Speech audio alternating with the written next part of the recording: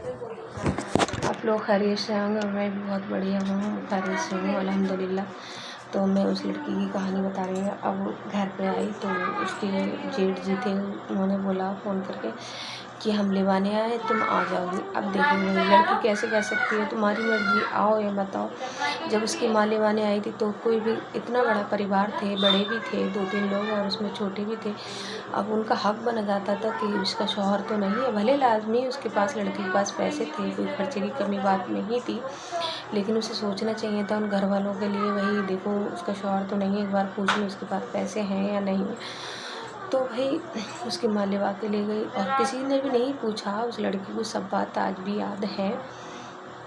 फिर क्या हुआ, उसके होने के बाद में, ना होने के बाद में अपने उसकी माँ के साथ अपने घर गई और घर के बाद फिर घर पे वापस आई, अकेले वापस आई, उसकी माँ छोड़ने आई उसको। अब फिर यहाँ से फ़ोन जा रहे थे तब घर में पता है एकदम 24 साल की उस लड़की की उम्र थी करीब, और कि उसकी शादी 14 साल में ही हो गई थी। मैंने बताया था उसकी शादी 14 साल में ही हो गई थी।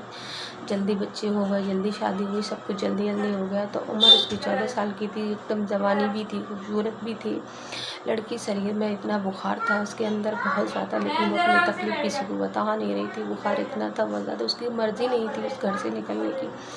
सोचती थी मैं यहीं रह जाऊँ और कैसे मेरा सफ़र कटेगा। भले आदमी कैसा भी है, लेकिन बहुत मजबूर थी वो लड़की वहाँ जाने के लिए।